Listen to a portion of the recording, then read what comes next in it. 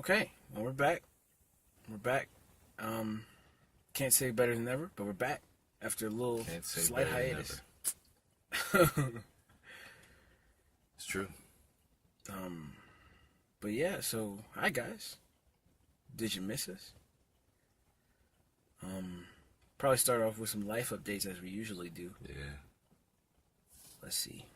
What do I have?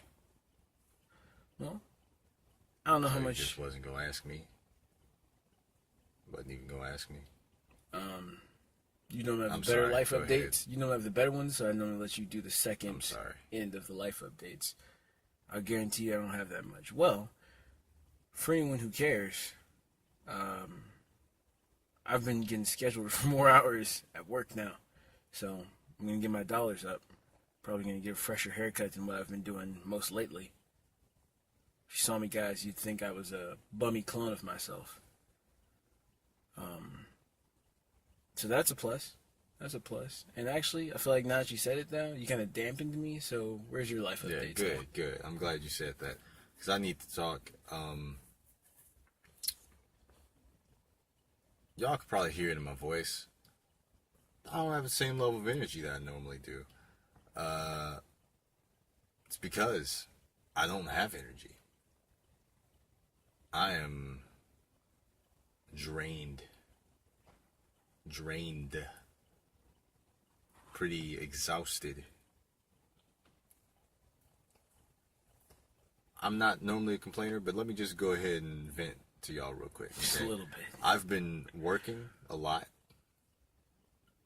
and dodging death pretty regularly. Gets pretty tiring. I feel like the marked man. You feel like Post Malone a little bit? I feel like Post Malone, but yeah, I'm pretty tired, y'all. And when I'm tired, what y'all will probably learn about me is that I get cranky. Get a little bitter. A little sour. So, if I say mean shit in this episode, it's because it's hard to remain patient. So what you're saying is, it's hard to keep your mask on when you're sleepy. It's not, yeah, basically, yeah. I was gonna, see, that was a prime example. I was gonna try and explain how it's not a mask, and then I instantly was like, no, yeah, it is a mask. Don't take any offense, I just figured I'd use that terminology, because, we got Halloween coming up. True. So, why not? Which I am happy about. Happy to be in the month of October. It's fall. Weather's better. Finally. There's candy. Yeah, I'm happy about these things. Happy to be here talking to y'all. This is probably the highlight of my week, actually. Yeah, this is the highlight of my week. So it has been a long week. Happy to be here talking to y'all, but about most other things, I'm pretty salty. Yeah. There's a lot of. I'll leave that out. I'll leave that out. But But I'm just announcing it. I'm gonna let you lead this one. To mitigate the salt. Oh man. But the salt will be seen. It will be tasted. I'm actually predicting a me-led episode is probably gonna make you more salty. It just might. getting that feeling just a little bit. But let's see. Don't know if I mentioned it yet. Don't know if I said this already. But if I mentioned music being dropped, I think that's definitely where I want to start. Because that's what we were doing the last time we were out here. Not the last time we recorded, but the last time we were out here. The Carter 5. Carter 5 dropped. What was that? 4 days ago now? Was that? That was the 27th. So It's like yeah. About 4 days ago. Don't really matter. I'll have everyone know that at this point of me recording it, I haven't listened to the whole album, but I liked just about every song I heard. No, I liked every song I heard. And I don't think it was even the first half because there's like 25 tracks. I think I listened to like 9 or 10 of them. Really enjoyed the Kendrick feature. And if I could preface y'all, if I can just give y'all a little backstory, huge Lil Wayne fan. Before I got introduced fully to where I am right now with other rappers, Lil Wayne was my favorite, and I would have argued your ear off about him being the best rapper like ever. I wouldn't hear anybody else's comments. He was the best to me. He was my childhood. Which now it basically asks the question, or causes me to have to ask you the question. Back when I was over here riding hype on Lil Wayne, where did you stand on Lil Wayne? Because you both were our childhood, but I think you saw a little more clearly. I think you could see, alright, well, he's not the greatest, he's just kind of dominating the era. Is that kind of an accurate? At the time, I thought he was top 5 at the time. I'm just saying because... Like, what are you talking about? I'm saying I did not call him top 5. I called him the best rapper. Because as a child... Of when? Like, all time. Oh. One, a little less cultured. I didn't agree with that. I can see that. Even now, I don't agree with that. I don't think there was a point where Lil Wayne was the best rapper alive. And that's neither here nor there. But I just wanted to ask you because I was like, I know that's where I used to be. I used to be only caring about action figures and when Lil Wayne was going to drop some new music. And I would lose my shit to some Lil Wayne. Carter 5, really good so far. Also, in this month, or in September, not this month, we had Kamikaze, and that was another thing for me because Eminem is basically my other favorite rapper, even as a youngin. Except for back then, I didn't give him the respect he deserved, as you've heard, because I called Lil Wayne the best rapper. Really love Kamikaze. Really a great way for Eminem to be like, hey, just so y'all know, still the GOAT. Don't forget, still the GOAT. And taking the time to show us I can do all styles. Not only am I the GOAT, I'm going to be the GOAT at styles that you would think today are just not mine. Did you even say what we was going to talk about this episode? What do you mean? Like, I'm kind of in what we're going to talk about this episode. A little bit. You're already talking about it. Mm-hmm. Yeah, that's normally we kind of say what we're going to talk about before we start. I believe I mentioned that. I said we got an upcoming fight card. Did you say that? Yeah. I don't remember you Pretty saying sure that. I did. Pretty sure I did. That's all right, it? well then... Did you say anything else? All right. Because there's the fight card. Here's what we'll do. I know you didn't mention... I don't remember you mentioned the fight card. Scoop up that little bit of salt you dropped on me. Let everyone know. Okay, well, I'm going to throw it back on you and remind you that I don't believe I remember hearing you say anything about the fight card. I know you definitely didn't mention anything about football. Did you even mention anything about Halloween stuff? You're supposed to let them know that we're supposed to be talking about some Halloween stuff. All right. In the spirit of the season. Pretty sure I said it. In the spirit of the season. But we got this week of games. We didn't even agree to talk about we rap did. music. We surely did. I knew this was going to happen. I think this episode is just going to be me arguing with you. Oh, that's going to be interesting. Well, all right. Look, we got upcoming week, or the past week of games. We got an upcoming fight card. We're going to get in some festive stuff because it's Halloween and people love that. The devil's birthday, as I've heard it be called before. All right, and that's what we're going to do.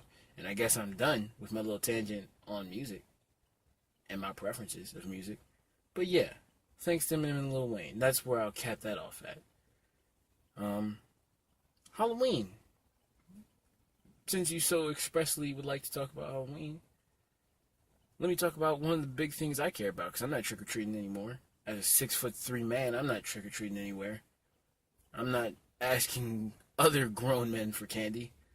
Halloween, the movie.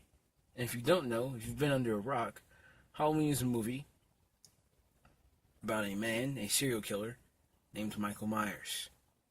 I'm hyped for this particular movie upcoming because it's going to be done by the original director, John Carpenter. It does look to be good, and it also has Jamie Lee Curtis in it. And I really appreciate her acting chops, specifically in the Halloween series. Give me your take on that. On what? On expectations for the movie. I'm not. Nah. If you're gonna touch on anything, this is definitely what you're gonna go ahead and give some feedback. Expectations on the movie, not high. Okay. Okay? Not high. You excited I'm for not it? trying not to be, because I love the franchise. It's my favorite movie. Okay. And I don't trust that it's going to be good, so I'd rather not get my hopes up for it, because then I'm going to want to cry if it's garbage. All right. If I go into it expecting it to be average, then it can't really disappoint me. Well, that's a little... Man, you were right. There's a little salt in basically everything you're saying. Yeah. And, I mean, let's be real. That's not a very good question. All right. Hit me with a good one. Better question. You want to hear me roast people? What's your... Nah. Oh, okay. Not in this mindset. But look, what's your favorite Halloween movie? Like, out of the franchise? Outside of the franchise. Okay. What do you mean, then? Outside Halloween of the franchise. movie. Scary movie? Sure. Yes. Because there's only really a couple of Halloween movies. Fine. Give me your favorite Halloween movie within the Halloween franchise and your favorite horror movie. You gotta work on your interview skills, dog. I'm not used to interviewing salty people. Aside from that, though, you gotta get better questions than this. Okay, favorite movie within the Halloween franchise? Probably Halloween 2. Halloween 2? But it's kind of like a three-way tie. So... Where does H2O rank? Is that like... Not that high. Alright, okay. Alright. Then I kind of have to know. I would really like to know what's the three-way tie between which three? Halloween 2, Halloween 4, and Halloween 5. It wouldn't be 2, except for the fact that 4 and 5 kind of are one movie. Oh, well, that's true. Which makes me it makes me just go with 2 because that is one movie. I can't say 4 and 5 collectively are my favorite. All right. Now give me your favorite horror movie. Well, that's kind of redundant. I said the Halloween franchise is my favorite franchise. So you see why I wasn't asking you what your favorite horror movie is. You shouldn't ask me what it is. You shouldn't be asking me what my favorite horror movie is. You should be asking me, aside from the Halloween franchise, or maybe you shouldn't be asking me such basic questions like, what's your favorite horror movie? What is this? This is a basic question. Ask me something like, specific. I don't know. I can't think. Hey, what about this?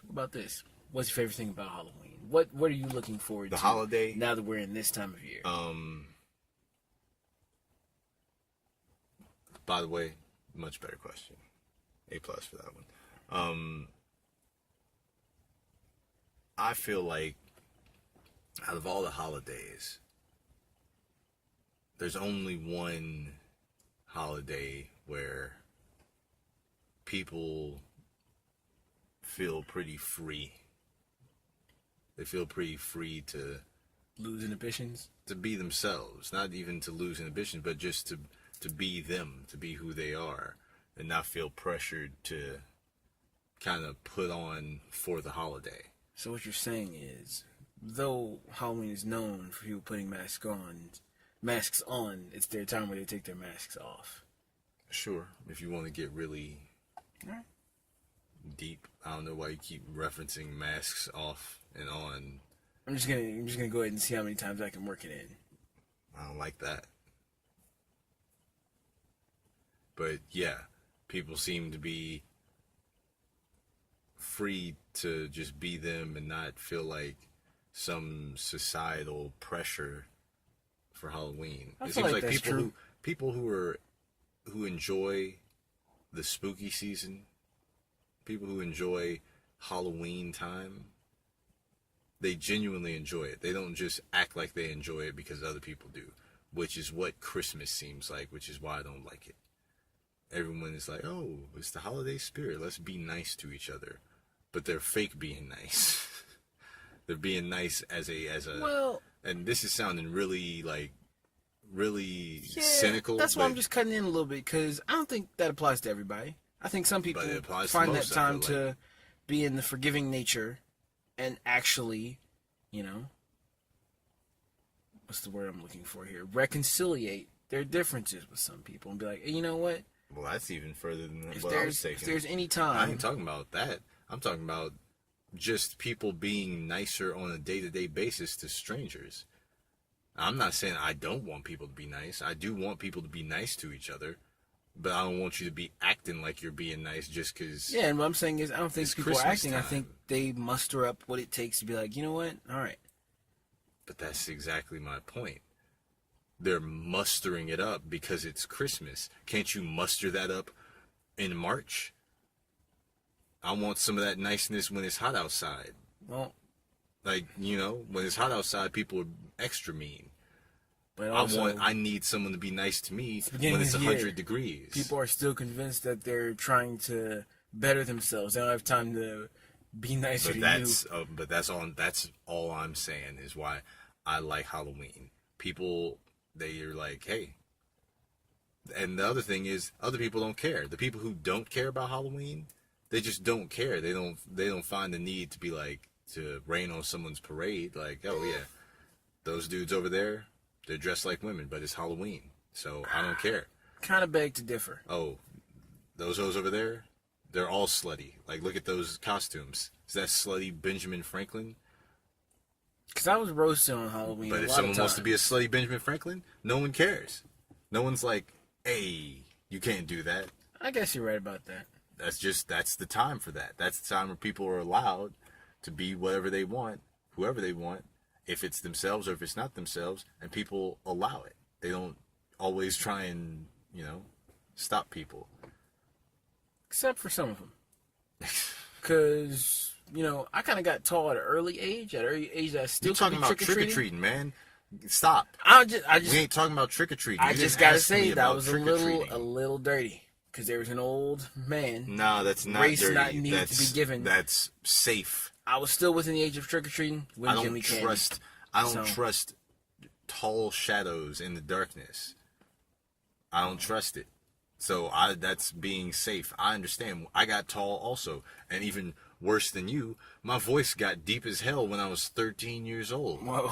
I don't trust that. I understand why people didn't want to give me candy. I don't think anyone wants to hear trick-or-treat. You don't want to hear a bunch of kids saying trick-or-treat with the echo of the Allstate guy in the background also saying trick-or-treat. Okay. Like when there's 5 kids standing outside your door and you hear trick-or-treat and you one of y'all has a deep voice. I don't trust it. I understand why they stopped giving me candy. Because I'm not going to give a grown-ass man some candy. For one, go home. Stop being weird. There's a bunch of kids out here. Don't be out here trying to walk amongst the children. That's the one thing you can't accept even when it's Halloween. You're not allowed to just blend in with the children. That's because now you're on thin ice. Weird. Yeah, you're on thin ice. That's the one thing that doesn't change. Being weird with children is still... Yeah, that doesn't stop being There's not a month for that. There's not a month or holiday for that. You can be slutty. You can be scary. You can be odd. You can't be a pedophile. That's not allowed. What I will say is that never been a big fan of Halloween. Okay? What October means to me is that we're now edging our way to Thanksgiving. That's what this is. This is the welcoming party for Thanksgiving. So that's what I'm hyped for. That, and I'm hoping there's going to be some functions popping off. Because I've never been to a Halloween costume party. Okay? I'm hoping to drop by one of those. To drop by, possibly, get some Henny in my mouth, hear some banging beats, and have some fun. That's what I'm getting ready for. Because now's the time. Now's the time. Freshly 21, let's get litty. Anything else you're looking for this October? Anything else sticks out for you? Any trips that we might possibly be taking to any places? No. Okay. Then I think that ushers us on to where. And you even made Halloween get boring for me. Nah, I don't think it was that fun. If I can ruin it for you, it wasn't that fun to begin. It's because your questions, you had one good question, and then you ruined the whole discussion by ending it and saying that, oh, by the way, I don't really like Halloween. Really? You're gonna say that? We're in the second day of October. We got 29 more days of me now realizing, oh, really? So you're just gonna shit on my parade? Hey, everyone likes what they like. I'm not I didn't need to know your opinion.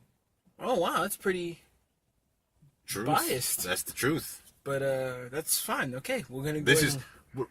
Let's ride the wave. Yo, we just said that this is about to be a festive episode. This is supposed to be a spooky season episode. It's supposed to be, actually, we posted on our Instagram, it's supposed to be all month this way. And you're going to start it out by saying, oh, by the way, I don't really like Halloween. You ruined the festivities.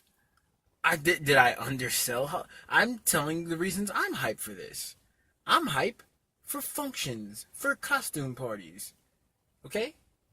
Not in Halloween specific, but I'm hoping that there'll be some cool things. There's no way you could have said that without dropping that negative line about, oh, I don't really care about Halloween. Let's fast forward past this. Let's get to Thanksgiving. I just would like to avoid the misconception that I'm one of the people who's hyped about Halloween.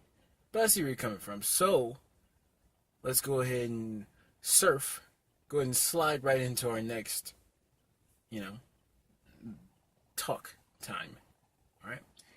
Now, look, I'm going to just jump right into what I want to jump into. The discussion I want to talk about a little bit. Baker Mayfield. He lost. I know.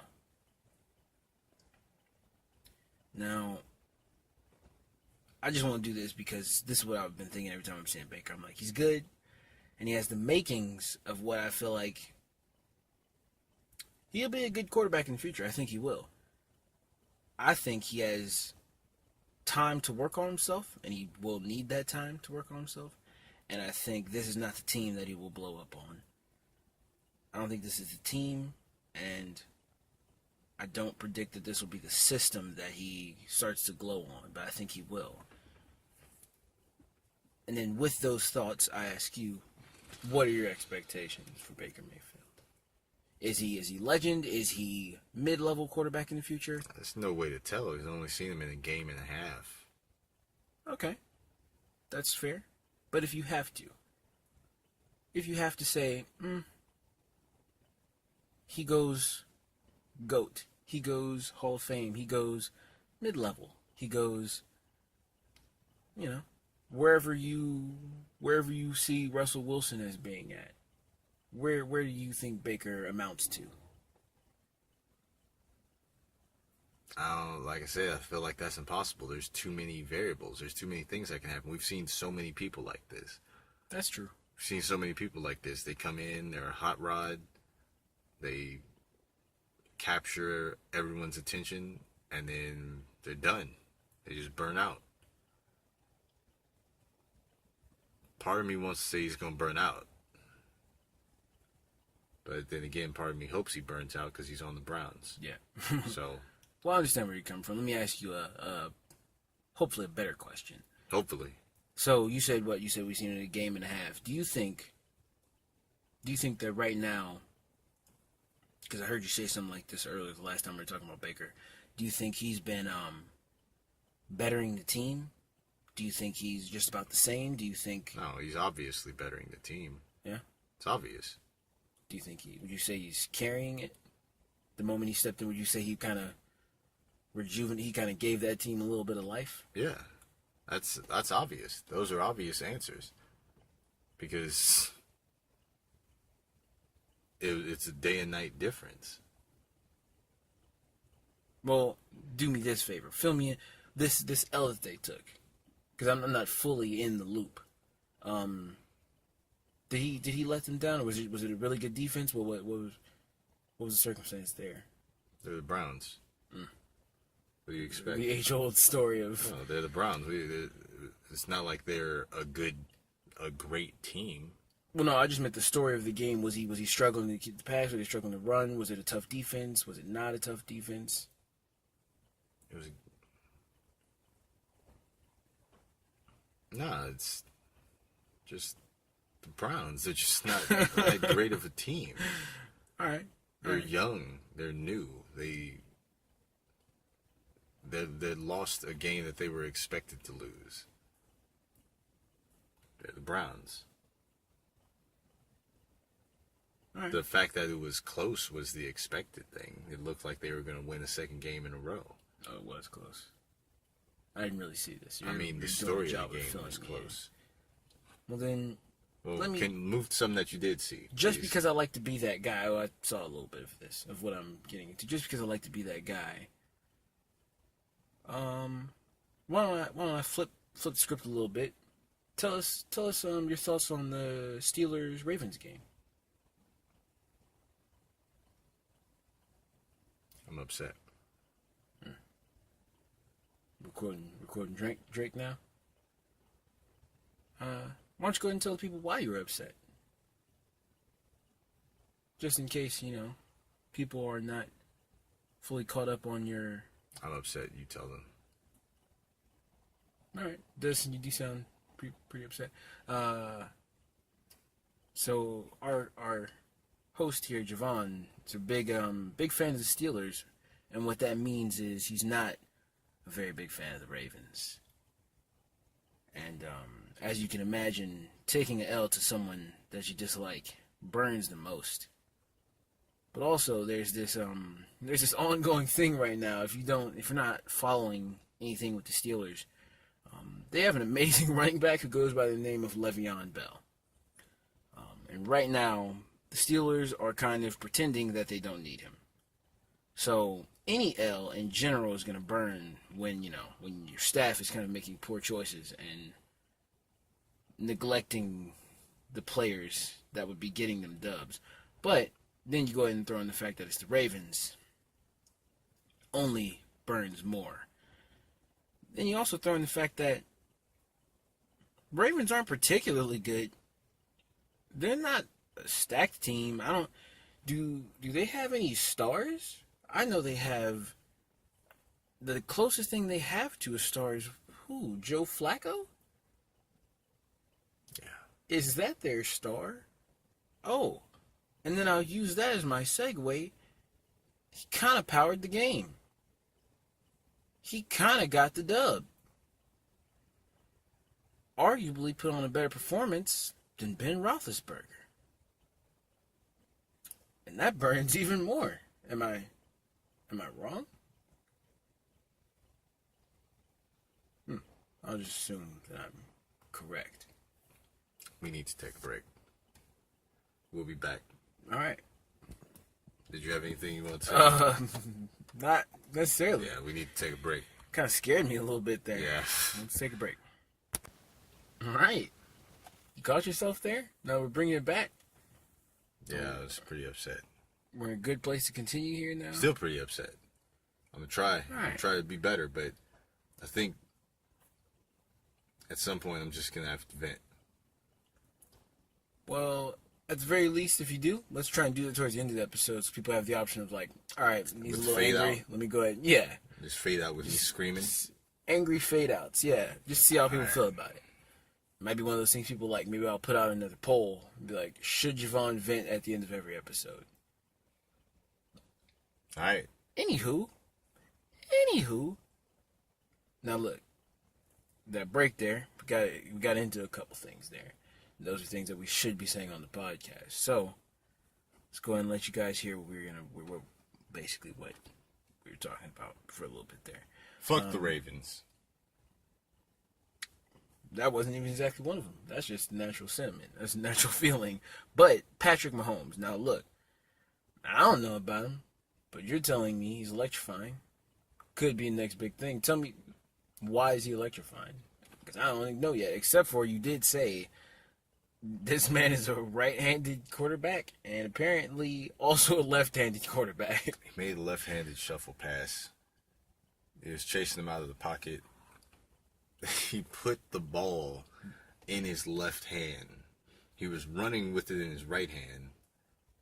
He put it in his left hand, then shot putted it over to his receiver. Just shuffled it. Just shuffled it. Wow. Aside from that, though, the reason he's electrifying is just because he has a level of confidence in the game that rookies don't normally have. Oh, he's a rookie? Wow. That's even... They're pretty late. I've never heard the name.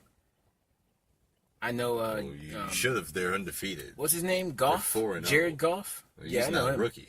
Oh, well, may as well be in me. Although, good performance. Good performance there, buddy. Patrick Mahomes is on the Chiefs, which are undefeated, so you should definitely be paying attention to that. Well, I mean, personally, you could debate me on this. I think they're overrated. I think this undefeated streak ends soon.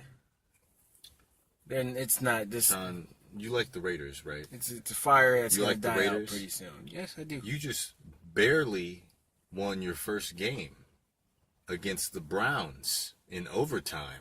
Okay. Okay? You're the last person who should be saying that people are overrated. No, we're going to heat up. Oh, You can smell it in the performance. It's going to heat up. Really? You can can smell it. How could you smell it? Because you almost lost You to just Baker take Mayfield. one big... You can smell it. We're going to heat up. From who? This is not the start anyone wanted, but you From can smell it. Derek? No. Who's going to heat up? It'll get there too. Derek's going to heat up too, but Mr. Beast Mode, if you will. Yeah. Mr. Consistency. His hamstring. He's going to put up his is yards, waiting and he's to going to do... snap. Well, You can't it's run going to the be way waiting he for runs. a while then. It's going to be waiting for about a few more weeks is what it's going to be doing. You can't run that hard at his age for 16 games. Oh, yeah, no, most men can't. But that's why we call him Beast Mode, because he's not a regular When's man. the last time he did that? When's the last time he ran that hard for 16 games? 16 games? When's the last time he started every game? Let's see. Not sure, but he's about to. Okay. So. Yeah, but he hasn't done it in a while because he's getting up there. He's getting a little dusty. How old is he? Like Probably 30. about 30, I think he's like 31. 31? 30 or 31. I was going to say 33. For running back, he's pretty dusty. But he's pretty electric. Yeah, electricity and dust doesn't Pretty match. electric, pretty powerful. And they do have a decent line. Do you I mean, see offensive how line? people tackle him? No, they don't. That's the biggest lie you've ever said. They do not. They have an... They do not. Do you see how he gets tackled? He gets tackled like lions trying to bring down a wildebeest. Yes, he is getting gang tackled. His like almost legs every time. are in so much danger. His hamstrings, But- his knees. If they are, how can he constantly power out of five-man tackles? How can he constantly sometimes, or not constantly sometimes, that's contradicting. But how can he, on the regular, drag No five one's saying men? he's not powerful. I'm saying that his hamstring's a little old. I don't little think dusty. you do that more than once if your hamstrings are as about to bust as you're making them sound.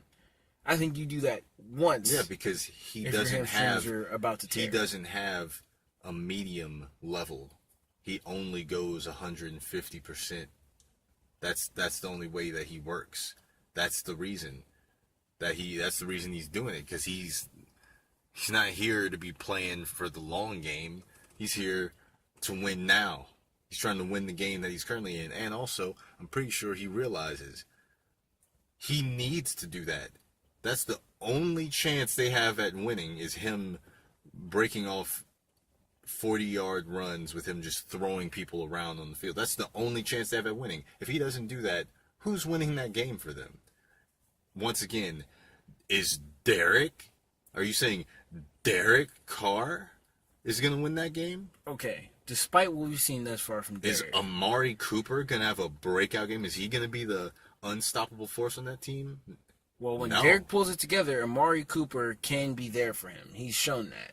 When Derek can pull it together, Amari will normally be there for him. Amari will find his way. Yeah, and I don't think Derek's pulling it together anytime soon. Derek has shown that he's scared. He can shape up a little bit. Not this season, but he has shown he can shape up. He's shown ever since he got injured, he's never been the same player again. That's what he's shown. He's kind of timid, doesn't like getting pushed around too much, doesn't want that shoulder to get popped out again. I think we're going to start to see him glow a little bit more. All right? And I think these dusty old Chiefs... No, you can't call them dusty. They have a brand new quarterback. Brand new quarterback making left-handed superstar caliber plays. Wow. Accelerating out of the pocket. Throwing on the run from both sides. Whatever you want to call this. You think Tyreek Hill is dusty? A little temporary fire. You think Tyreek Hill is dusty? He's the fastest man in the NFL. You think he's dusty? I think they came out of the gates hot. That's what I think. I think everyone right now is clicking because they came out of the gates hot. And it's about to get colder and colder till that flame goes out. You think the Raiders are going to beat the Chiefs? No, you don't. They're not sweeping us. I think you're getting swept. Say that much. They ain't sweeping I think us. you're getting swept. Nah. I'm pretty sure you're getting swept. Nah. Yeah. You're gonna feel it. I mean, you're gonna feel it. You're gonna feel the sweep happen. I considered it. What's that on my back? Oh, is that a broom on my back? I considered it, but I mean, the best part of the Chiefs is the defense. Okay? Yeah. Is the defense. Yeah, yes, it is. But with that being said, I believe the Raiders' offense can get the job done. Defense. That's arguable. That's arguable. You're saying the worst part is the offense? They could have a little bit more weaponry on that offense. You just mentioned that Marshawn Lynch is a beast. Oh, yeah. You just made the argument that Derek Carr and Amari Cooper can be a lethal combination. Who is on the defense that is making a case that they have a good defense? It's not who. It's more of a how. Okay, well, I'm going to speak in terms of reality. The Raiders have a bad defense. Ask anyone else. The Raiders have a bad defense. You just got lit. You were getting lit up by Baker Mayfield. Okay? You're getting lit up by the Browns. Who's lighting us up on the Chiefs' offense? Tyreek Hill. Nah. And Patrick Mahomes. Tyreek Hill lights everyone up. And Patrick Mahomes has shown you're going to need something. You're gonna need to put him on the grass a few times. Don't know who it's gonna be. They're gonna give him one good shocker, one good blast, and he's gonna realize. And it's not gonna be someone on the Raiders. All right, I might need to not try and be so saucy. I might need to change some things up. Nah, he knows. He knows that this is his team. That this team is built to win now. I think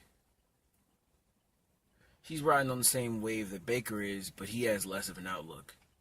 He has, he's coming in. He's like, oh, he's not as confident as Baker. I'm doing good out here. Baker's on the Browns.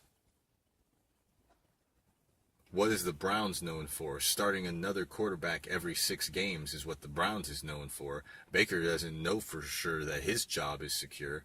Patrick Mahomes knows his job is secure. But who's coaching Baker?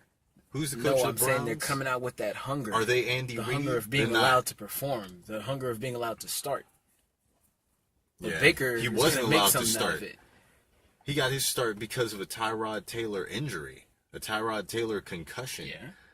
Patrick Mahomes was told from the beginning, this is your team now, kid. And he was told by Andy Reid, there's a big difference.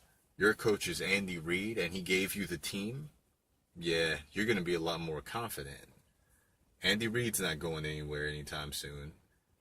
Therefore, if he names you his starter, you're not going anywhere. Because what's Andy Reid's history? Once he gets a quarterback, he sticks with them.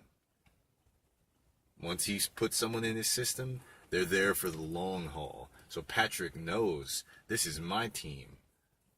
I'm running this show. There's a different level of confidence there. So he ain't worried. I don't know. And in the meantime, Might not be worried, he's going to make some maybe he should plays.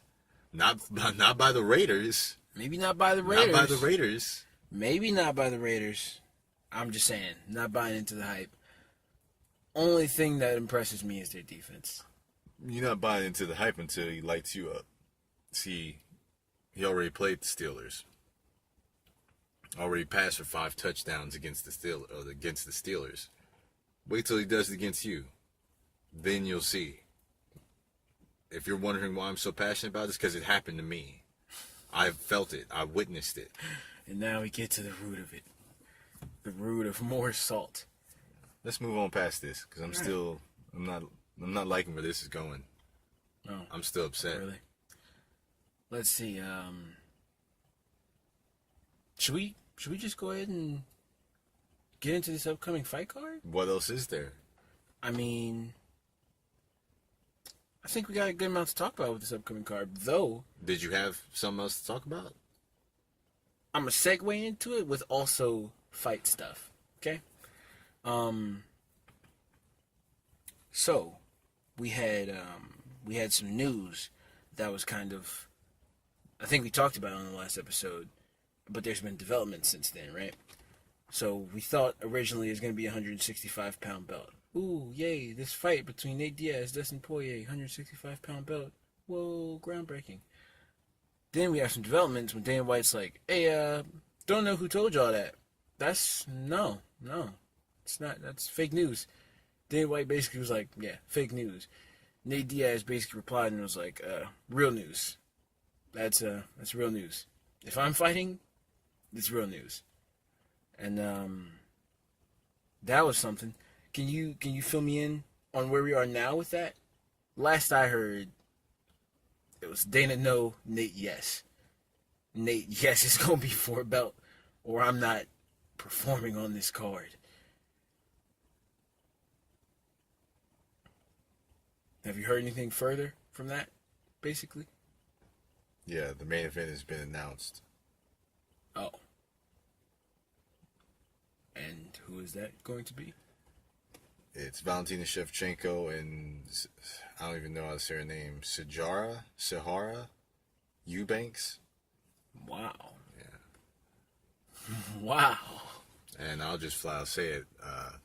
That shit sounds like garbage. Wow. That's not what I expected you to say. I expect fights just That sounds like I definitely don't want to see that. Yeah. It's not even really disrespect to either fighters. It's kind of just like, why are y'all doing that? Where's this coming from? They were originally talking about doing Valentina versus Joanna. Oh yeah. What? And even that wouldn't have been a big enough match, I feel. In my opinion, that wouldn't have even been a big enough match to main event MSG. But you went even lower. Like, you went even lower than Valentina versus Joanna. I'm pretty sure that this is not what they originally intended to schedule for MSG. Not at all. I'm almost certain of that. Yeah, I'm pretty sure they're trying to pass this off, and that behind the scenes, they're pretty upset about this themselves. Like, mad respect for Valentina. Mad respect. No way she's selling this on her own. No way she's bringing in the same people Dustin and Nate Diaz were bringing in. Well, no. Dustin and Nate are still fighting. They're the co-main.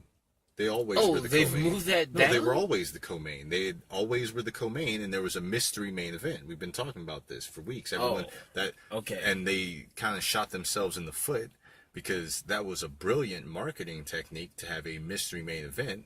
But then you have to deliver. You can't have a mystery main event and then kind of give us a Fox Sports 1 Well, card. I kind of feel like it's That's a Fox tainting the card. card. Yeah. That's a Fox card. It's tainting the card a little bit there. Well, yeah, it was a mystery main event. Dustin and Nate were always the co-main, and the main event was a mystery, and it was creating so much buzz because everyone was like, "Oh, is it going to be John Jones? Is it going to be Gustafson? Is it going to be DC? Is it going to be Brock?"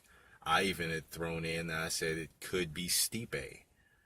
Other people had even thrown in that it could be Nick Diaz. I think Chael Sonnen said that he thought that it could have possibly been Nick Diaz versus Colby Covington. That all of those fights generate way more revenue than Shevchenko. Well, then with that being Eubanks. said, this is definitely not what they planned. I would bet my money on that, which is only like $5 at this point in time. Damn, you're just going to expose yourself that? Mask off. Let everybody know what I'm really working with. Well, then if you're going to really expose yourself, then be honest and say that you don't have any money. I have about $3, guys, in my bank account. I'm sure it's not a little less than that. I have about $1.25 in my bank account. Yeah, that's more like it. We definitely won't be doing another one of these episodes, one of these types of episodes. But bet money that was not the original plan. And also, just to clarify, the only reason I assumed Dustin and Poirier wasn't on the card is because I thought... Dustin and Poirier? Dustin and Diaz weren't on the card is because I assumed if Valentina's going against whoever, you can go ahead and move that down, make Dustin and Nate the main card at least. At the very least, give them the main event. True. That's a bigger main event. This is a really weird card. I think there's people like me who also thought that was a main event. It's a really weird card where the main event is less sellable than the co-main event. How are you supposed to sell that fight to people? Valentina is not a household name. She's a great fighter, but she's not a household name.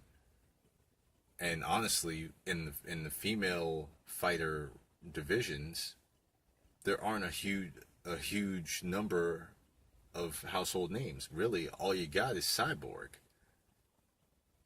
Yeah. The only person you really got, the only people you really have that could pull off the main event is Cyborg and Nunes, and they're tied up. They're already doing their thing at the end of the year. And I do feel like, though, Holly Holm, she can... I mean, can as much as we all love Rose Namajunas, can Rose really main event? I don't think so.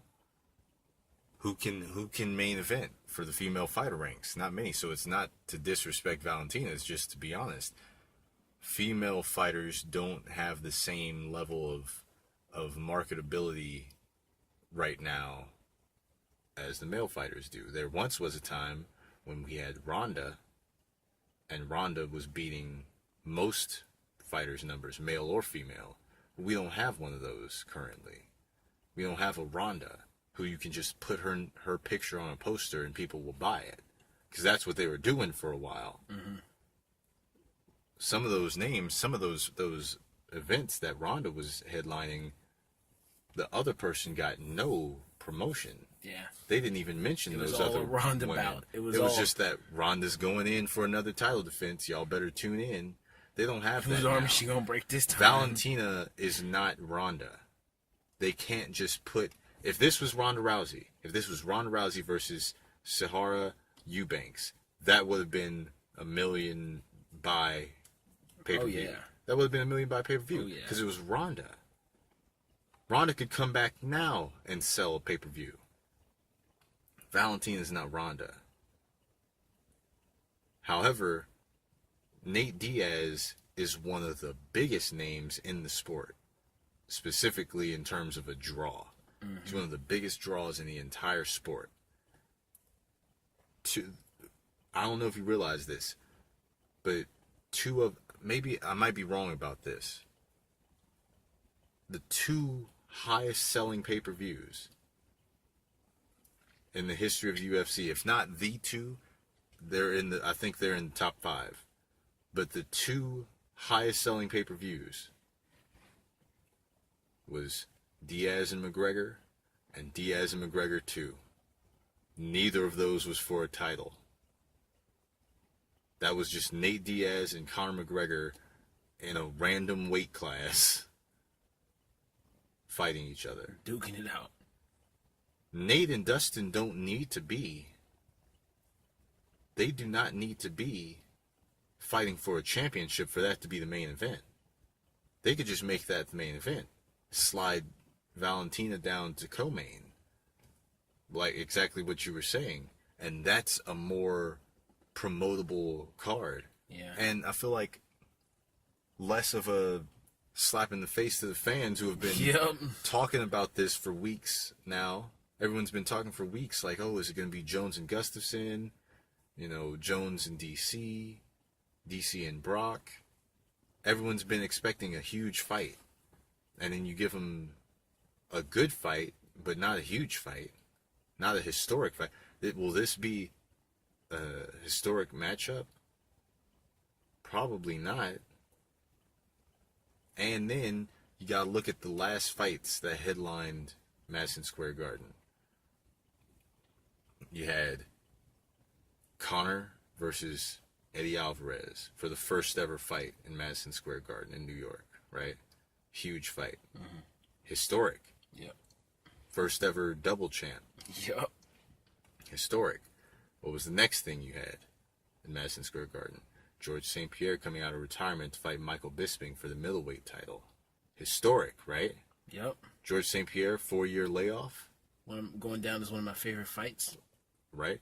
And now you'll have Shevchenko and Eubanks. Pretty big drop-off. Huge drop-off.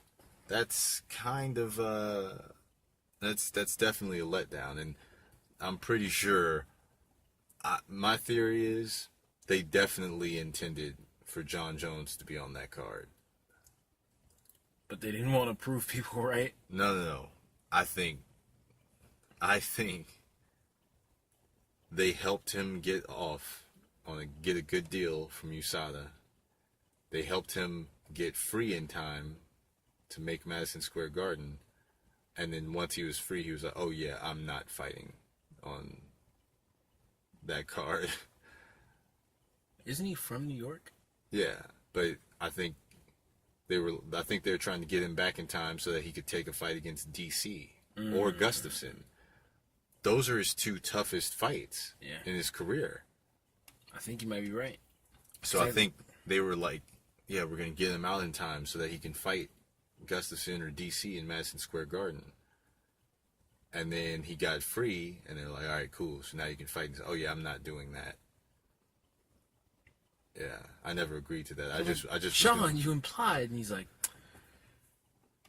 must apologize for the implications. Yeah, I think that's what happened. I think they definitely wanted John Jones because that would have been huge. John Jones in Madison Square Garden. Yeah, I think that's what they really wanted, and that he's like, no, I'm not gonna like rush into a fight and get beat up. And I think you might be right. I think you might be onto something. Then I think they scrambled. Like at first, they wanted it to be like, oh, it's gonna be a mystery, and then when we announce it, it's gonna be huge news. Then afterward, they're like, man, it's a good thing we didn't announce it because now we don't have a fight scheduled. So they're scrambling. So I had heard that they were gonna do Gustafson versus Romero, and I guess that must have fallen through because I think Gustafson only wants to fight Jones or DC. I'm pretty sure Gustafson is at the point where he only wants to fight Jones or DC for the title. And you think now we just, to be honest, I hope something changes. Like that's what I was just about to say. You think this could be subject to change? You think they're working on like? I think it is. I think it is subject to change because they're smart. They know, they have to know that this is gonna hurt. This is gonna be a quite the L to take if this is the card that they put out. Yeah, this would be pretty big way for them to drop the ball. Like, yeah, because Madison Square Garden has become kind of one of their big cards of the year. Mm-hmm. That's become one of their, and especially because they're still new in New York. Yeah, that's become one of the cards where they really try to put on the biggest show possible to continue growing the influence and favor of the state of New York, and to take advantage of the market. It's a market of people who have a lot of money, can afford to go watch a fight, go buy a fight, and haven't gotten to see MMA for a long time. These are people who hadn't been getting to witness live fights. True. So Still a really they can big take spectacle. advantage of it. Yeah, they can take advantage of it by making it as big of a spectacle as possible. Yeah. But now I feel like this is going to hurt them more just because people will be like, oh, it's not that much of a spectacle. It's Ain't that much just going kind on. of regular. So, yeah, that's where we are with the Madison Square Garden card. That's Kind of not- disappointed. Yeah, it's not the update I expected from you. I assumed that maybe I had tuned down. Maybe Dana decided, fine, we'll make it for the 165-pound belt. But all right. Well, that's I guess that's where we're at with that. But we'll go ahead and use that for our segue right before we close up. Let's get some picks for this card. Which, by the way, boy, is this such a big. It's almost more than a fight when I think about Conor and Khabib. There's so many things we consider with just that one press conference. Just looking into whose mind might have been altered, who's Noah. In such a tense situation, us looking at that card and everything. Yeah, but that whole press conference was something of a drama. Something of a WWE promo. Felt like a contract signing that was just a better performance than usual. But, so we got this card coming out. What do we always do? Well, typically, we make some picks. So let's make some picks. Now, I got the fights in front of me. We got Ryan LaFlair versus Tony Martin. I don't know either of these guys, but looking at these photos, being able to compare some things, looking at, these stats and things, I think I'm going to have to pick Ryan LaFlair. What about you? I'm going with Ryan LaFlair. You mind giving me an insight on the styles between these two, if you know them at all? Nope. Oh, okay. Then we move up a little bit. We got, your boy Gray Maynard. Wow. Was not aware that he was still doing the thing. But we got Gray Maynard and Nick Lentz. Rooting for Gray. I think I'm going to want to pick Nick Lentz. And it's not to say that I don't believe in Gray, but it kind of is. That's a hard fight.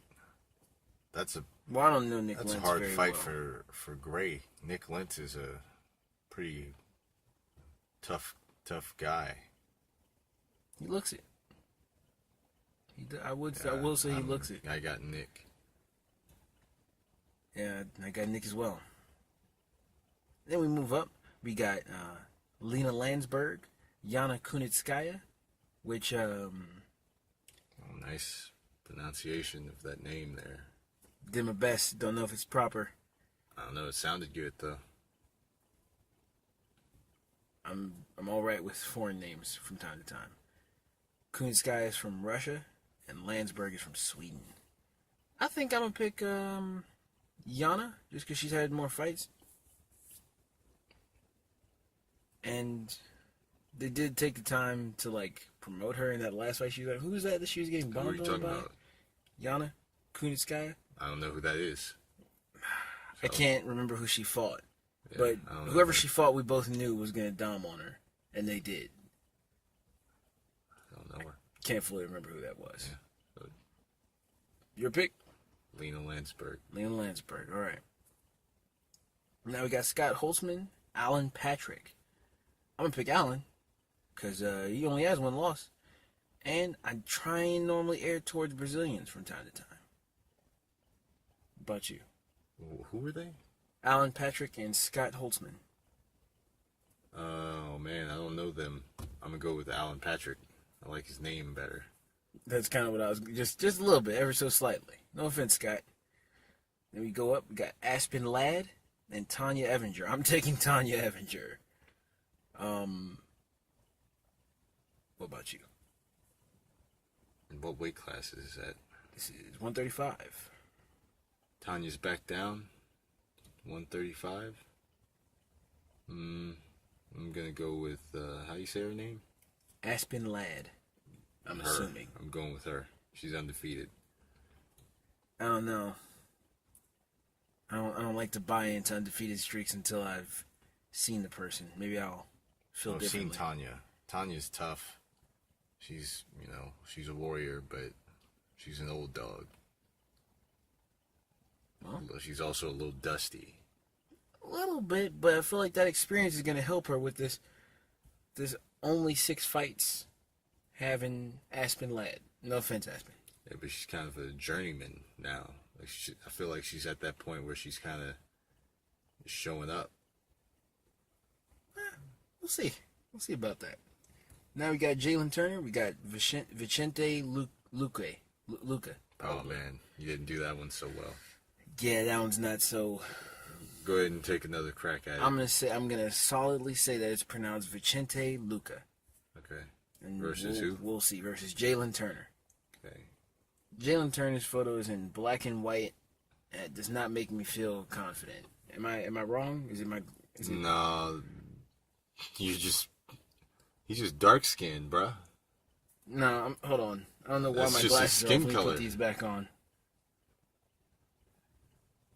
No, definitely in black and white. You need to take a closer look. Yeah, I know. I'm pretty sure that's just his skin color, dude. I think you're being a little offensive. Go ahead and make your pick before people start to think I'm going to go ahead and go with... being offensive.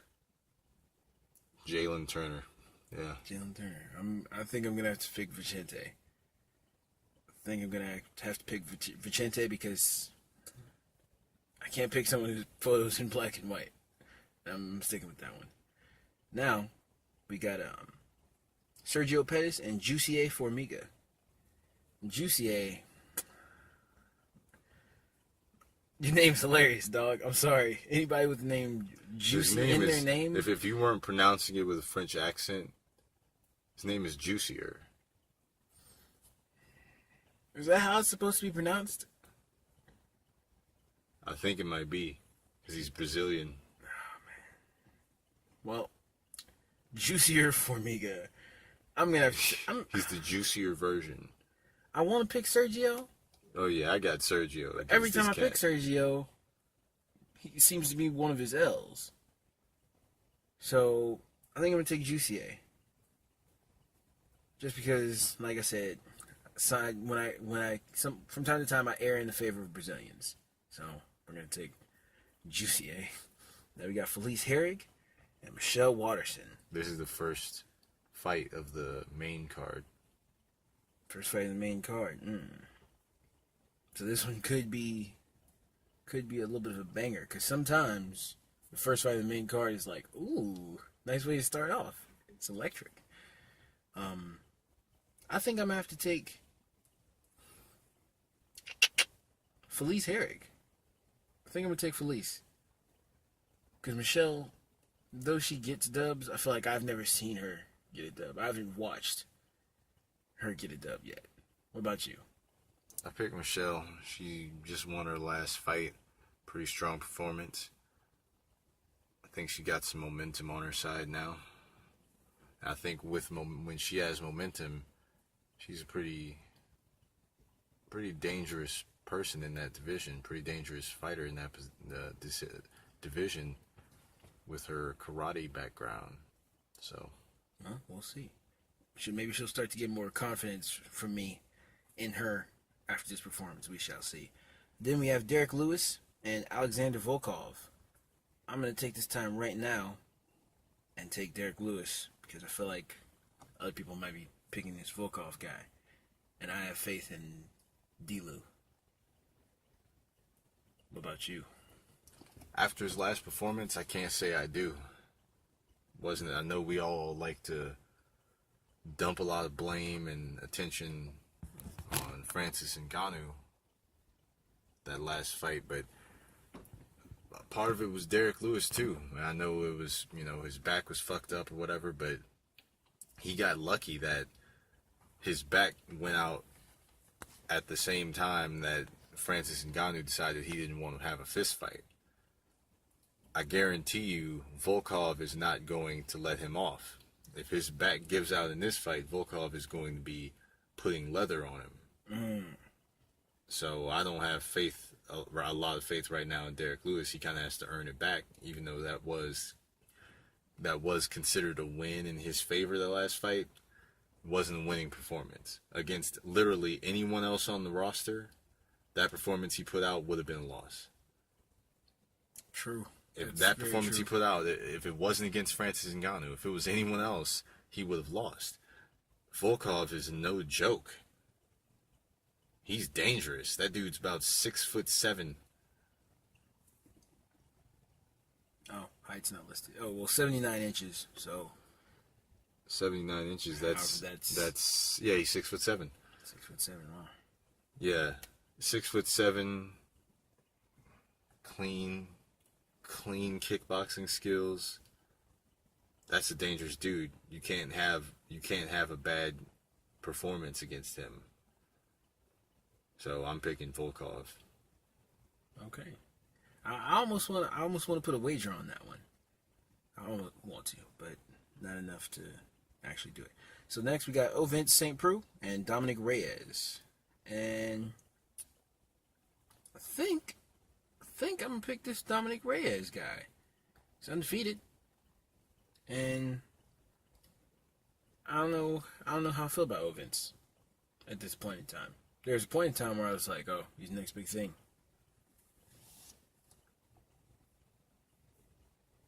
And then where do you weigh in with that? I know you never really fell off of Ovince's hype train. Well, I never was fully on it. I judged him for what he was. Or yeah, that's what I mean.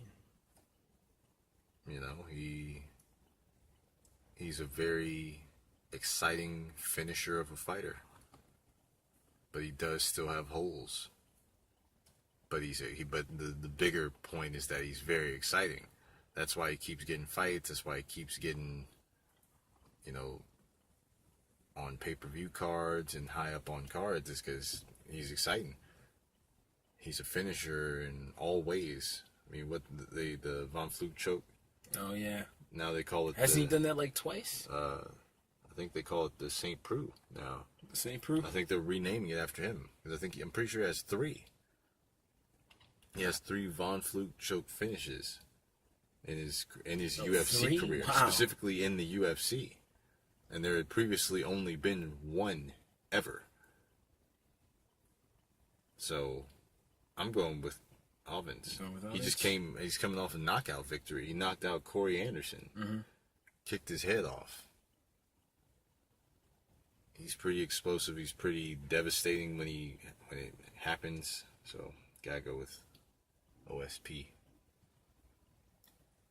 I'm gonna stick with Dominic Reyes, though I don't know him. But on to the next one. Ferguson and Pettis. Now this one is one that really excites me, and you know who I picked because I made my pick pretty instantly. I'm taking T Ferg. I think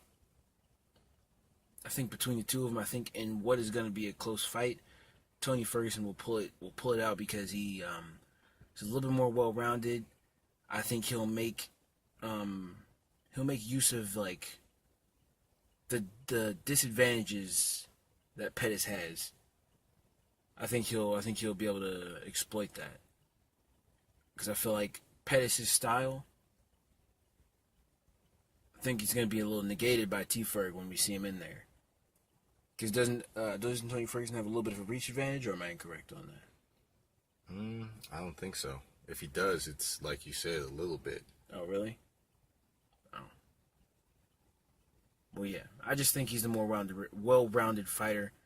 I think we're going to see that. I think we're going to see him pull out the dub. What about you? I disagree. When you say he's the more well-rounded fighter. Where is he more well-rounded than Pettis? Well, though I respect both of them as strikers, I feel like Tony Ferguson can be better in a very brawling type pace where Anthony Pettis, I feel like, isn't always. In a brawling type pace, in the distance of being right close range with someone. And I also feel like sometimes T-Ferg performs better moving backwards. Sometimes. Than Pettis does. Who's a better striker? Just be plain about it. Who's a better striker? In my personal opinion, Pettis, but only by a little. Okay. But you can say it's Pettis. Yeah. I think Pettis by a decent margin. I think if they're having a kickboxing match, Pettis beats him every time in a kickboxing match. Pettis beats most people in a kickboxing match. He has some really good striking.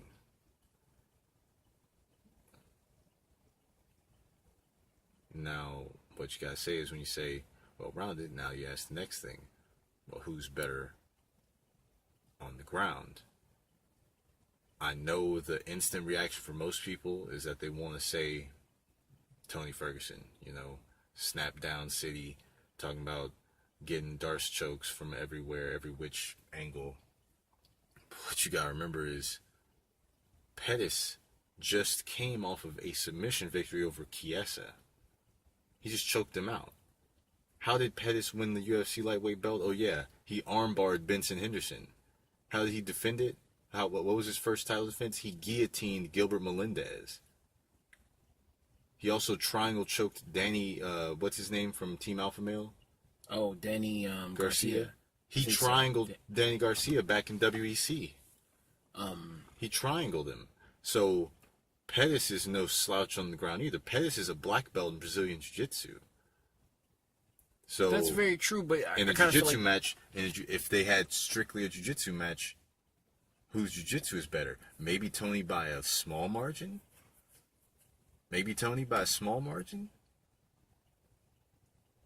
So when you're talking about Tony's a more well-rounded fighter, not quite. Not quite. Out of all the guys you named, I gotta say, we got Benson. I respect him. I do respect him. Pettis did have the better jiu-jitsu, and I'd say by a lot. I'd say by a good amount. No, and you're wrong there, because Benson's also a black belt in Brazilian He is a Jiu-Jitsu. black belt, but we do have different level of black belts. We do have people who we see that we're like. But who has Tony been choking? Tony's been choking strikers. True. He's been choking out strikers. Who has he choked out? Who is a grappler? The people who you're talking about that Anthony choked out are people who are grapplers. Anthony choked out Benson, he choked out Melendez, and he choked out Garcia. Those are grapplers. Those people are grapplers first. True. Tony chokes out strikers. There's a difference there. You can't sit here and try and act like Anthony Pettis is not a stud. He's well-rounded. There's no way no way around saying that man isn't well-rounded. But when you're looking at their jiu-jitsu, I feel like Anthony Pettis has more L's as a result of grappling than Tony Ferguson does as a result of grappling. This is where I started this in saying I disagree with you, in meaning I disagree with your reasoning. I think your reasoning's all wrong. I have the same pick as you, but for the reason that I believe to be true. I think where you're saying is true. When you're saying you believe Tony's well-rounded and stuff, I think you're completely wrong about that. And I think you're wrong just because you can't figure out why you're picking Tony. So you're going with the generic narrative of he's the more well-rounded martial artist. The reasons in Tony's losses versus Anthony's losses. The difference in the reasons they've lost fights is because Tony has heart every time, every practice, every fight, every minute of every fight. He has heart. He's in the fight. He's planning to win. Anthony gives up. That's the difference. On paper, they're the perfect match for each other. Honestly, on paper, Anthony should be in favor. Anthony should be the favorite to win this fight on paper. But in theory, on what they've done in the past,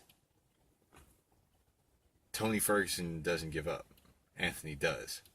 The fights, this is what you look at. Look at the fights they've been in.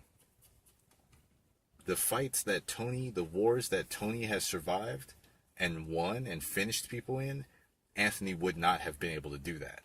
I don't believe. Because what we've seen with Anthony is when the pressure gets ramped up, where does he go? He takes his ball and he goes home. He doesn't like it. He doesn't like being pushed on. He doesn't like being leaned on. He doesn't like that. He wants to have a kickboxing match. He doesn't want to have a dogfight. So I think that's most likely the real reason you're probably picking Tony. Because if you really looked at it on paper, you'd see that they're pretty equal skill-wise. I think you're right. And I think also I'm doing a disservice by kind of slighting Anthony Pettis' jiu-jitsu. I actually think you're right. But regardless, I do pick Tony Ferguson. Tony's ridiculously tough. He is very tough. I'm picking Tony, but I would not be surprised if Anthony Pettis shocked the world. All right. I must apologize. Had a couple technical difficulties there. Couple problems there. But we're gonna wrap this up. As we were saying though, pick Tony Ferguson, but Anthony Pettis might just I can see that too. He might just land another Showtime kick. You never know. That's exactly what I was gonna say. Just because I remember I had Benson in that fight, and that kick was like, oh. Well, mainly just because Lord. Tony fights a style to where he's gonna get cracked. True. He just fights a style where he's gonna take damage, and out of all the people who he's faced, Anthony might be the best at when he gets you, he puts you away. Mm-hmm. You don't get to survive the damage. I know Tony's great and he survives a lot of the damage that he takes, but Anthony is such a great finisher. Once he's hurt you, you don't normally survive it. But that brings us to our main event. Conor McGregor, Khabib Nurmagomedov. Oh man, this one was very tough for me to make a pick for. Still feel like I haven't solidly made a pick on this one. Still with what? Just a couple days out. But after going back and forth, making a pick on one side and making a pick on the other, I have Khabib. It's just a feeling in my gut. It's not logic based, no matter how that makes me seem. Just a feeling in my gut. I'm picking Khabib. And this is after a lot of the thought in my head got shaken up, got changed. Assured in one direction, then assured in the other. I'm taking Khabib and I'm sticking with it, no matter what. yeah, you don't have a choice. Once you say it on here, it's final. Yep. Well, I've been saying for a while. I've been saying it pretty confidently. I believe Conor McGregor is going to win. I believe that when it's tough, I normally lean towards the better martial artist. And I think Conor is the better martial artist. I believe he really is. He doesn't get credit for it. But he's looked at as just being a striker with a left hand, with a powerful left hand, and deadly right cross. But he's so complete. He gets this whole bad rap of he has bad cardio, that he has bad grappling skills. But the measuring stick that is used on him is a different one than is used on anyone else. Who has his jiu-jitsu been bad against? Nate Diaz? Nate Diaz has amazing jiu-jitsu. Most people's jiu-jitsu looks bad against Nate Diaz. Who has his cardio looked bad against? Nate Diaz, Floyd Mayweather? Those are two people who everyone's cardio looks bad against them. Those are endurance fighters. Not to mention, look at the punch numbers. When they use the Floyd Mayweather match to make the argument that he gasses out, that he gets tired, that he has a bad gas tank. Look at how many punches, just look at how many punches he landed. Don't even look at how many he threw. Look at how many he landed. I believe he landed somewhere around 100, like over 100 punches. I'm pretty sure he threw at least like 3 times that. Wow. Tell me somebody who can throw 300 punches, who can, by that count, miss around 200 punches over the course of 30 minutes and not get tired. Who in the on the UFC roster can do that? You'd struggle to find someone who could. You'd struggle to find someone who could have a match, a 30-minute boxing match with Floyd Mayweather, where they threw 300 punches and didn't get tired. That's so he gets a bad rap, but he is a phenomenal martial artist. He came to test it. I don't think he came out of his comfortable, secluded life that he was doing, that he was going with, to fight Khabib with the intention of just making money. He definitely showed up because he plans to win this fight. He fully plans and expects to win this fight. So, I believe him. I think he'll get it done. And I think, I've been hearing it go all sorts of ways. People think it's going to be a long fight. Some think it'll be a dominant one-way fight for Khabib, dominant one-way for Conor. I think it will be. I think Conor is going to finish him rather early in the fight. Did you have like a specific finish or a way that you thought Khabib was going to win? I'm thinking, I don't, like at this point in time, I don't know for sure, but something tells me it's not going all the rounds. And I kind of feel like it's not going past the third. And with that being said, I'm thinking about 1 or 2 rounds, however you want to do it, 1 or 2 rounds before, he goes ahead and puts Conor away. And think it might be a tap. And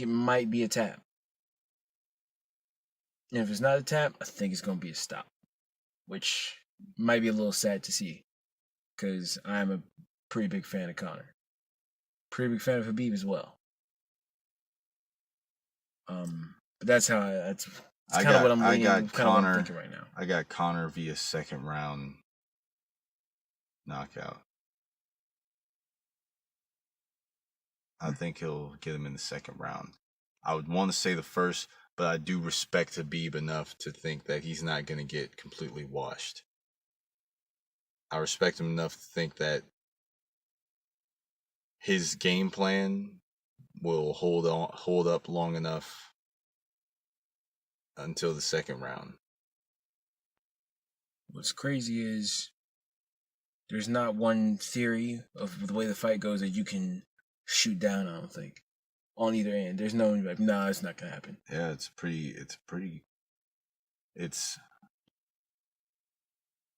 really, I think this fight could be the last. This could be the end of the specialists. Habib is the last specialist. I mean, in my opinion, he's the only one left. The only one left who's capable of winning a championship. I think because Stephen Thompson, he could win a championship. It's just highly unlikely as long as Woodley has the belt. Yeah, It's going to be forever for him to get back to that. So that's going to be hard. And even for him to get there, the matchups now are different. He'd have to fight probably Till again, which was a tough fight. He'd have to fight Usman, which I think is a bad matchup that's for him. A tough one. Even Covington might be a hard matchup for him, just stylistically. So Wonder Boy might be able to get a title shot, might be able to fight for a title again. Maybe he'll be able to win one. He is getting up there in age as well. Maya is pretty much out. I don't think Maya's ever fighting for a title again. So that leaves us with Habib. Habib is a 26-0 champion. So when I say a specialist, he is the best specialist. Just by, resume, he's the best specialist. But I think that this will be the end of the specialist. Because I think this will be, in case there's anyone left who believed that you could just be so good at one thing that nothing else could beat it. If there was anyone left who thought that, then if Conor beats Habib, then that's going to put all of that to rest. Everyone will finally know, okay, no matter how good you are at one thing, you got to know the other things too. Because when we look at Habib's style and we look at Conor, we think you should be able to dominate him.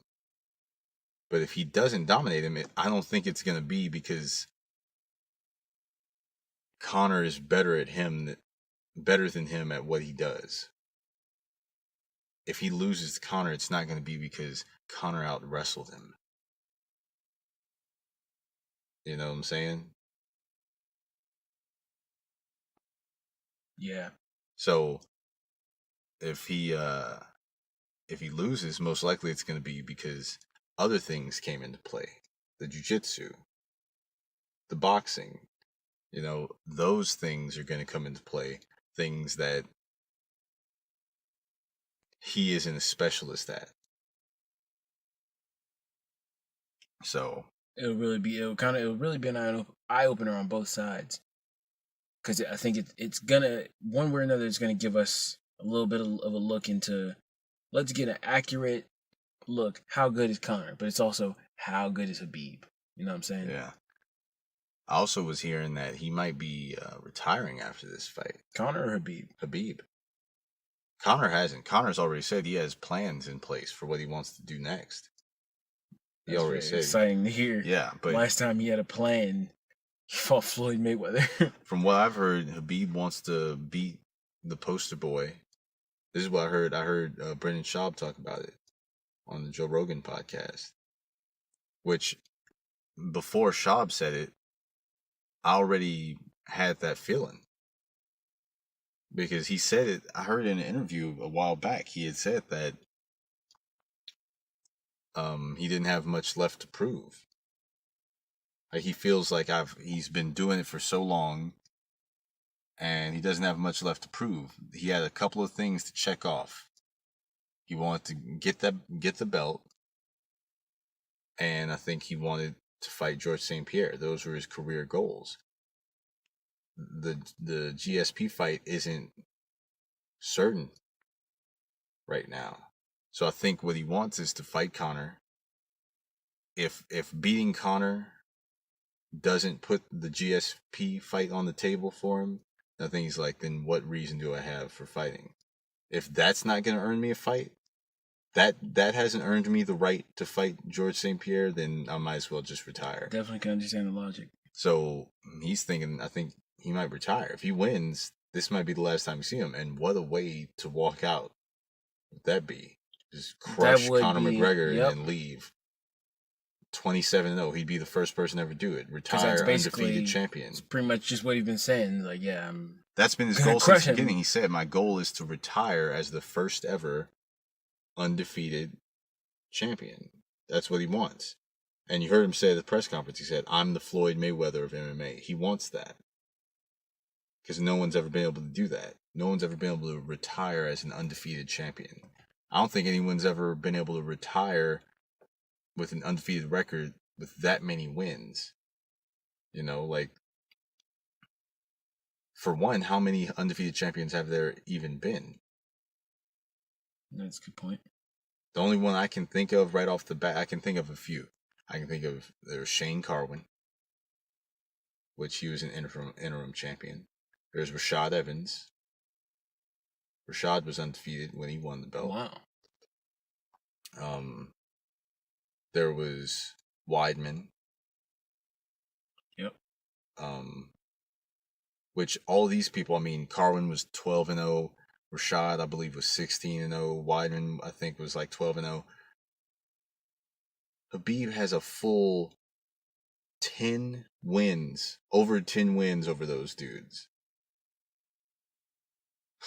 That's ridiculous, man. That's crazy. 10 wins over them. That's crazy. No one's ever retired with an undefeated streak that high.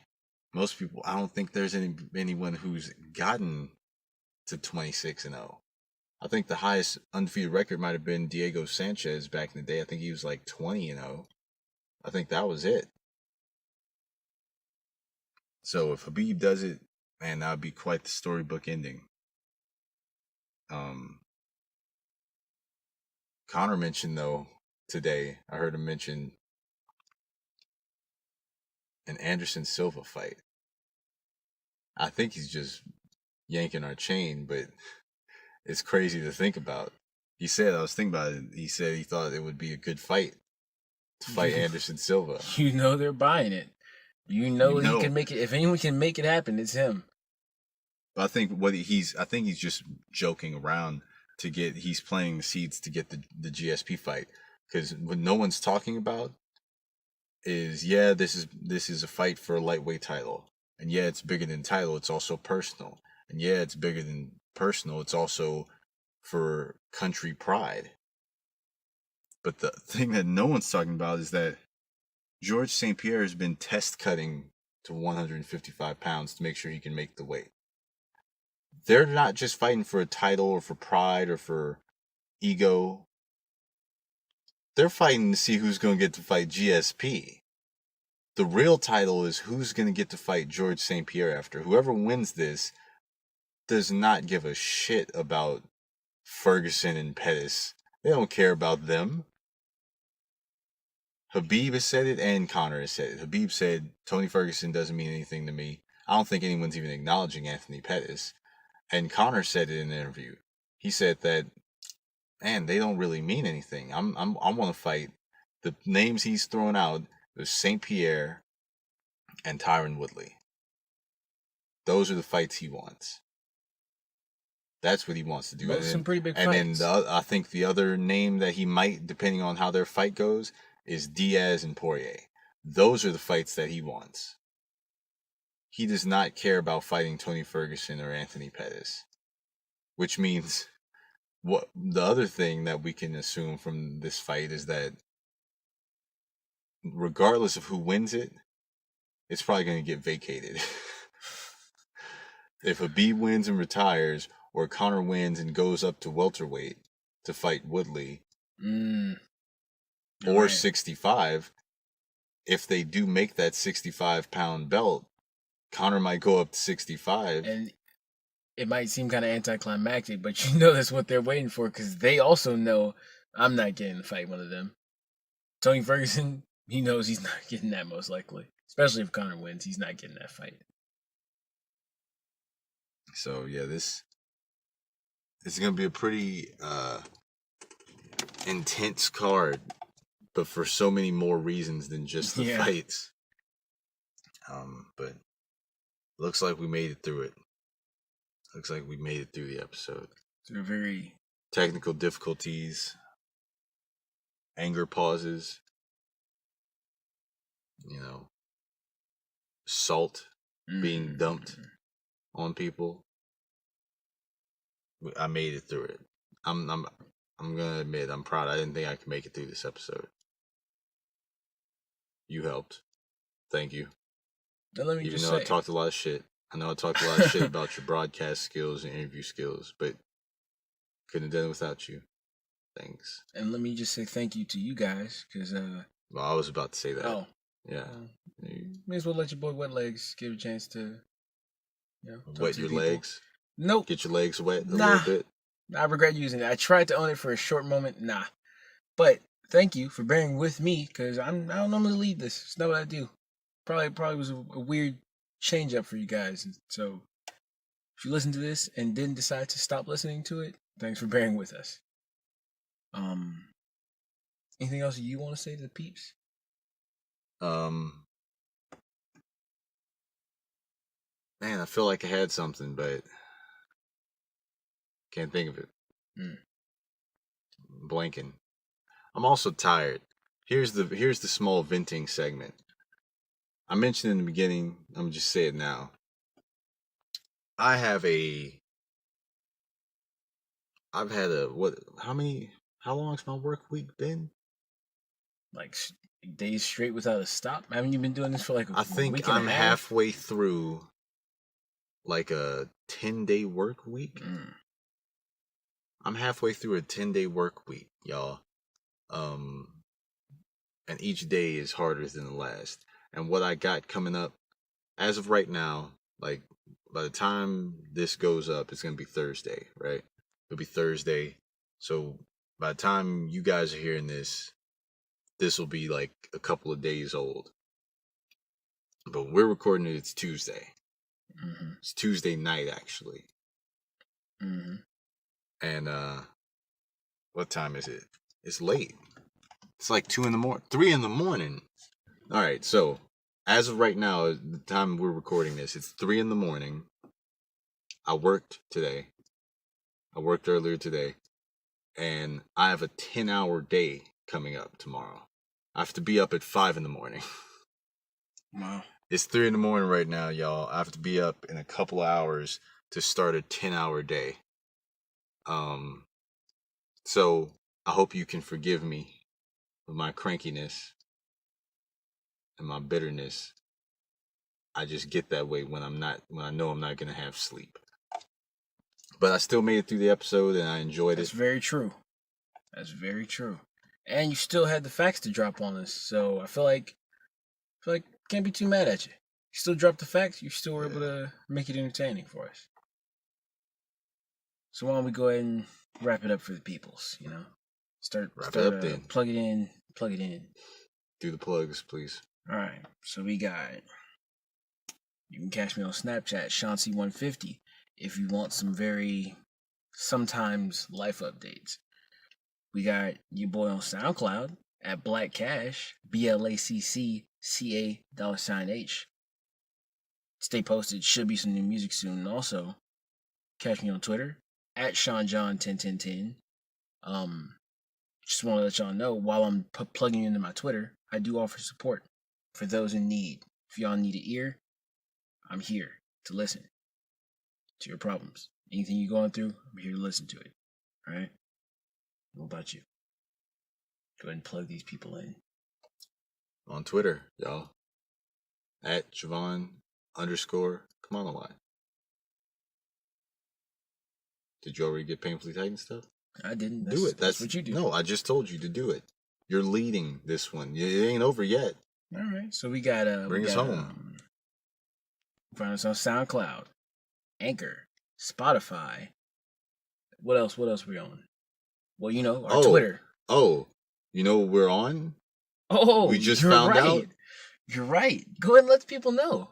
Big news apparently isn't news. Apparently we've been on here for a while. We're on iTunes now.